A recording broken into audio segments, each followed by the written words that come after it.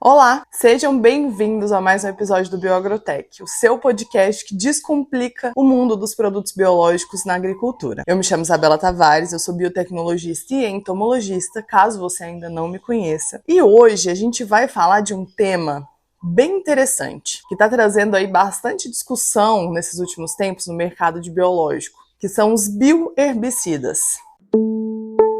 Mas você sabia que esse papo de bioherbicida é muito mais antigo do que a gente imagina? Hoje a gente vai passar por uma história que começa lá em 1984, que é uma bactéria de solo, que você provavelmente já ouviu falar, a Streptomyces, e termina em uma descoberta muito recente feita aqui no Brasil, dentro do bioma da Caatinga. E por que isso vai importar para você que trabalha com biológico aí no campo? Porque a resistência de plantas daninhas aos herbicidas químicos já é uma realidade que pressiona o custo, a produtividade e também a tomada de decisão. Eu tenho certeza que se você trabalha diretamente no campo, você já ouviu falar em algum caso sobre herbicida Patinae, e entender de onde vêm essas ferramentas de manejo é uma parte do trabalho que quem quer estar na frente precisa entender. Então, pega seu café ou então coloca aí no seu fone de ouvido, aperta o play e vamos entender esses bioherbicidas de uma vez por todas.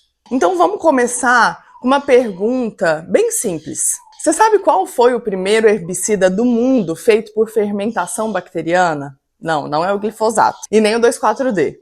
É um composto chamado bialafos. E ele surgiu em 1984 lá no Japão. É uma história que vai começar com um gênero bacteriano que a gente já citou bastante aqui no podcast até, a Streptomyces. Lembra do episódio de cheiro de chuva, da substância chamada geosmina, feita por essas bactérias? Se você não escutou ainda, você não lembra, volta lá no episódio 35 que tem um episódio inteiro sobre elas. Bom, nos anos 70, os pesquisadores japoneses eles estavam estudando alguns metabólitos secundários de Streptomyces higroscópicos, uma bactéria que é de solo. A ideia inicial não era nenhum herbicida, na verdade era um antibiótico. Eles queriam desenvolver um composto para controle de micro-organismos. Só que aí veio uma virada, porque eles perceberam que as plantas eram extremamente sensíveis a esse composto. Ele funciona como, por exemplo, um cavalo de Troia. Ele entrava na planta como uma molécula assim, bem inofensiva, e lá dentro ele se quebrava, liberando, sabe o quê?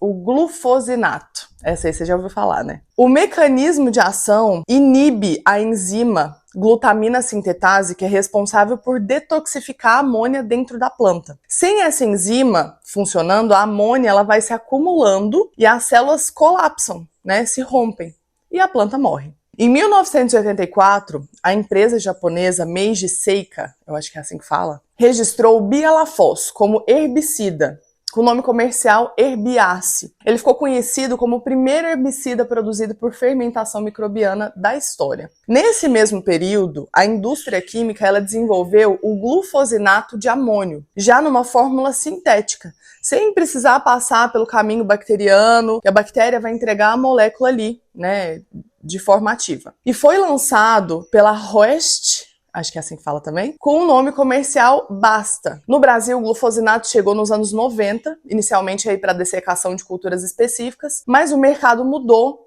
de patamar quando surgiram as tecnologias tolerantes, em que a planta geneticamente modificada consegue receber esse herbicida sem morrer. A soja Liberty Link, por exemplo, chegou comercialmente na safra de 16-17, e aí o glufosinato deu um salto no uso, né, para gramíneas. E ela, pessoal, só para vocês terem uma noção, eu não vou entrar muito aqui em herbicida, só quero falar mesmo dessa questão dos bioherbicidas. Mas ela é bem eficaz no controle de pós-emergente aí das plantas daninhas mais jovens, que ela tem um efeito de queima, né, de necrose, e ela tem baixa translocação também na planta. O que ela faz? Ela atinge tanto folhas largas, por exemplo, o picão preto, o caruru, a trapoeraba, e as folhas estreitas, o capim-coxão, capim marmelada. E eu preciso ser bem sincera com vocês. Eu conheço muito pouco dessa parte de herbicidas. O que eu conheço é que eu já vi no campo, dos produtores mesmo comentarem. Então, se você é especialista nessa área, já deixa aqui seu comentário pra gente. Como que tá o mercado pra gente aprender junto? tá bom? Inclusive, a gente discutiu sobre isso no nosso grupo VIP do WhatsApp e algumas pessoas relataram que o glufosinato ainda tá patinando para capim pé de galinha em algumas regiões do país, principalmente ali em Minas Gerais, em algumas regiões de HF. Você quer participar do grupo? Eu vou deixar o link aqui na descrição do episódio, tá bom? Mas enfim, voltando. Por que eu tô te contando toda essa história? Porque ela mostra que a Streptomyces abriu um caminho para o mercado de herbicidas, lá em 1984. E agora, 4 décadas depois, essa mesma bactéria aparece como um novo protagonista. Só que dessa vez a descoberta é aqui no Brasil. Antes de falar da pesquisa brasileira, deixa eu só contextualizar bem rapidamente o que é a Streptomyces, quem é essa bactéria, para quem ainda não tem como referência ou não escutou o episódio ainda. O gênero Streptomyces, ele pertence a um grupo de actinobactérias. As bactérias gram-positivas são filamentosas e vivem principalmente ali na rizosfera. A gente fala bastante de rizosfera, né? Então elas vivem ali. Elas são conhecidas principalmente pela produção de antibióticos. Mais de 70% dos antibióticos de origem natural que a gente conhece vem de Streptomyces. A streptomicina, a eritromicina, a tetraciclina, todas têm origem nesse gênero. Mas além dos antibióticos, a Streptomyces produz uma diversidade muito grande de metabólitos secundários, com atividade muito fitotóxica. Dentre esses metabólitos, são muito estudados os taxominas, acho que é assim também que fala. E o que eles fazem? Eles inibem a biossíntese de celulose na parede da planta. Elas também produzem uma substância chamada coronafacói. O que é isso? Mimetiza, né? Essa substância vai mimetizar o hormônio vegetal do ácido jasmônico dentro da planta, então vai bagunçar muito essa sinalização da planta, né? E os derivados de auxina, de AIA, que causam um excesso, né, um estresse oxidativo ali na planta e vai inibir o crescimento radicular, por exemplo. Então, assim, elas produzem esse arsenal metabólico, o que é muito diferente dos mecanismos de ação dos herbicidas químicos convencionais. E é exatamente isso que torna a Streptomyces tão interessante como fonte de bioherbicidas. Agora vamos falar o que todo mundo está comentando aí nas redes sociais, que é uma novidade que pesquisadores da Embrapa e da USP identificaram uma cepa de Streptomyces isolada do solo da Caatinga, que é um bioma brasileiro mais seco, com diversidade microbiana muito própria de lá, e ainda muito pouco explorada. A cepa foi batizada de CAAT 752. Nas análises filogenéticas que eles fizeram, eles usaram 6 genes concatenados. Ela se mostrou muito próxima de Streptomyces mucizole, mas com umas diferenças fenotípicas que vão diferenciar elas. Ou seja, pode ser uma espécie nova, ou pelo menos uma cepa com perfil metabólico bem particular. Por isso, elas não são geneticamente iguais em relação à espécie. E o perfil ele vai importar aqui. Por quê? Quando os pesquisadores foram investigar o que essa cepa produzia de ativo, eles identificaram 2 compostos fitotóxicos principais. O ácido 3-hidroxibenzoico, com uma concentração inibitória, né, de mais ou menos 50 microgramas por ml no bioensaio, com Lemna minor, que é a lentilha d'água, que é uma planta modelo aí para os testes fitotóxicos. E a albociclina, muito mais potente, usaram só 3,12 microgramas por ml, nessa mesma lentilha d'água. E 6,25 microgramas por ml na inibição da germinação da buva. Vocês já ouviram falar da buva? É um problemão aí em várias regiões, né? Um dado bem importante, esse é o primeiro relato científico da atividade fitotóxica da albociclina. Ela era conhecida na literatura como um composto de Streptomyces, mas nunca tinha sido descrita assim, ou avaliada com essa capacidade herbicida. E é uma descoberta, então, dentro da descoberta. Além dos compostos isolados, o estudo também testou o uso direto do caldo fermentativo bruto, do resto mesmo, né? Vamos dizer assim. Sem extração do solvente, sem isolamento do composto ativo, e ele também inibiu seletivamente as plantas daninhas que são dicotiledôneas. Isso simplifica muito o processo de produção, porque aí você não precisa extrair, purificar o composto para ter o efeito herbicida. E para a escala industrial fica mais viável, entende? Por que a buva? A buva é, sem dúvida, uma das plantas daninhas mais problemáticas no Brasil. E ela já está apresentando resistência bem confirmada para glifosato e para 2,4-D. Na prática, o produtor ele vai aplicar mais, vai gastar mais e ainda assim o resultado está muito ruim no campo. Além disso, os testes eles estão indicando o efeito sobre caruru, picão preto e a seletividade em relação às culturas como soja, feijão, algodão, ou seja, elas não vão ser prejudicadas. Esse perfil de seletividade, ele é exatamente o que precisa um bioherbicida. Ele vai matar a invasora e vai poupar a cultura. O estudo foi publicado na revista Pest Management Science, um dos periódicos de referência em proteção de plantas, o que só reforça pra gente que se trata de uma pesquisa com base técnica bem sólida. Agora eu preciso ser bem direta com vocês, porque esse é meu compromisso aqui, né? A gente precisa entender e tomar bastante cuidado com o hype da internet. Essa tecnologia ainda não é um produto comercial, tá bom?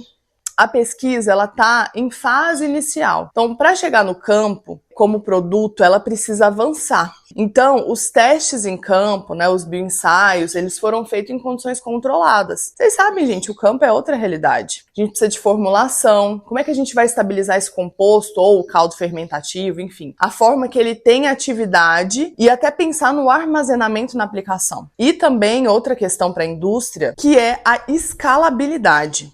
Produzir essa fermentação bacteriana em larga escala tem muitos desafios ainda, né? A questão de padronização, enfim, muitas outras questões. A questão de avaliação regulatória também, o registro, né, no mapa, enfim. O horizonte que a gente estima é de mais ou menos uns 2, 3 anos para que essa tecnologia ela possua aí, eventualmente, né, algo interessante para chegar no campo. Mas isso também é importante, que assim, os micro-organismos têm um mecanismo de ação completamente diferente dos herbicidas químicos. E é exatamente essa diversidade de modo de ação que o manejo de resistência precisa. A resistência se desenvolve porque a gente usa os mesmos mecanismos repetidamente, ou seja, aplica um herbicida de 3 em 3 dias, o mesmo herbicida. Obviamente a gente vai ter uma resistência ali no campo, vão ficar as plantas resistentes. Entendeu? Por isso a gente sempre comenta aqui para vocês essa questão do diferencial dos biológicos. Por que eles estão chegando e demarcando o território?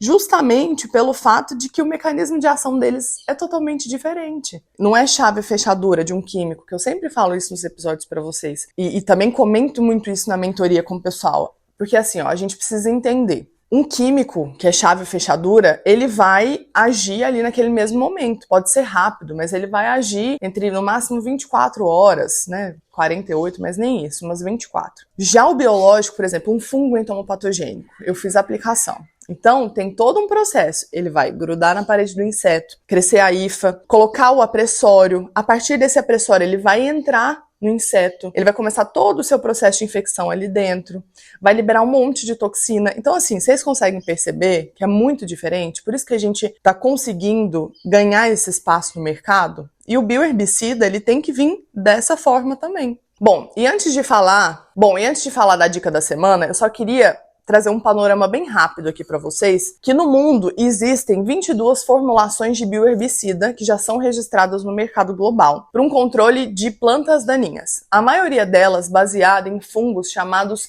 micoherbicidas. Vale lembrar para vocês que muitos conceitos de pesquisadores, né, os produtos biológicos, eles podem ser o micro-organismo e as moléculas à base dos micro-organismos. Então, a gente precisa verificar isso bem. Os exemplos mais assim concretos que a gente tem hoje são nos Estados Unidos, Canadá e Japão. Os produtos, por exemplo, que chamam Colego, Lockdown, que é baseado aí em Coletótrico, Saritor, que é baseado em Sclerotinia minor, e o Camperico. Gente, eu espero que eu esteja falando os nomes corretos. Um bioherbicida bacteriano registrado no Japão para o controle de azevém em alguns campos de golfe. Mas todos têm um espectro de ação bem estreito. Então, cada produto foi desenvolvido para controlar uma ou muito poucas espécies, o que é algo ao mesmo tempo que pode ser uma força ou um maior desafio. No Brasil, a gente ainda não tem nenhum bioherbicida microbiano registrado. O mercado global de bioherbicida está avaliado, você segura aí, hein, em cerca de 3,4 bilhões de dólares em 2024. Imagina agora. E ele está crescendo bastante. Gente, eu tô com uma parceira aqui do lado, vocês estão vendo? Ai, ela é muito parceira.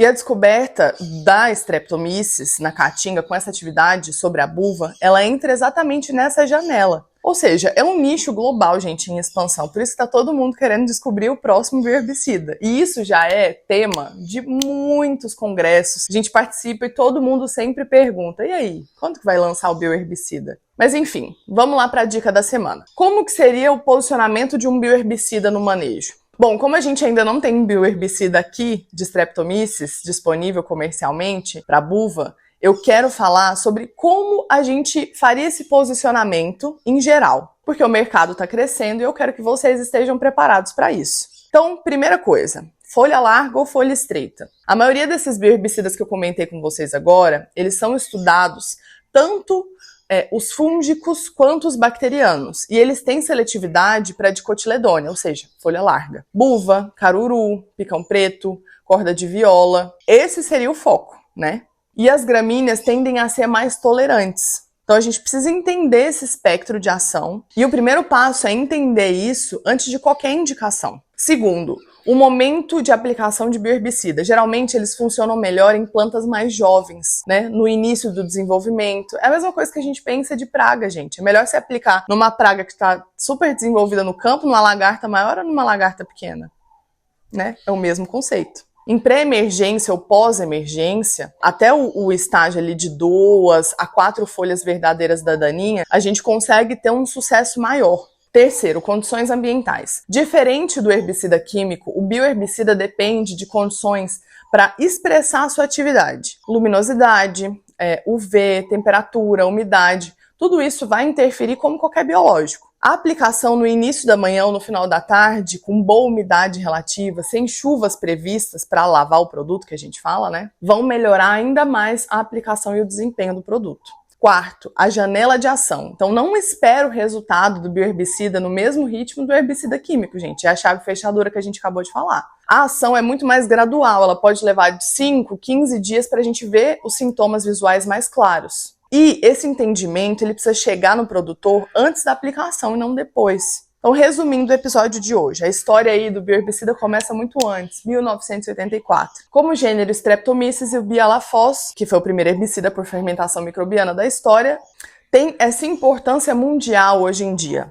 E agora, 4 décadas depois, os pesquisadores brasileiros isolaram essa cepa de Streptomyces da caatinga, que promete ser um composto que vai revolucionar a questão de bioherbicidas que todo mundo quer, que produz a albociclina, que é esse composto que tem atividade herbicida comprovada contra a buva, pelo menos em laboratório, né, nas primeiras descrições aí científicas. Ainda não é um produto comercial, mas a ciência é essa base sólida que a gente vai focar aí, e sempre foi assim para qualquer produto, né? E tem um grande potencial, tanto pela questão, né, internacional, quanto o manejo de resistência também. Bom, você tem alguma experiência em relação a isso? Deixa aqui nos comentários pra gente. Vale acompanhar bem de perto, porque quem tá na frente sempre bebe água fresca, né? Se você gostou desse episódio, compartilha com alguém que trabalha com esse manejo de plantas daninhas. E se você quiser aprofundar os links, eu vou deixar dos estudos que eu levei em consideração aqui na descrição, tá? Também vou deixar o link do curso de manejo biológico da soja, se você tem dúvida em inoculante, bioinseticida, bionematicida, biofungicida, que lá eu explico muito mais a fundo como é que a gente usa de forma prática esses micro-organismos. Não se esquece de se inscrever também, ativar o sininho se você está no YouTube, dar 5 estrelas aqui no Spotify, porque assim ele vai te avisar quando chegar um episódio novo. Semana que vem eu te espero às 6 da manhã, quarta-feira. Espero que esse episódio tenha aberto seus olhos para essa questão de bioherbicida. Te espero semana que vem. Até mais!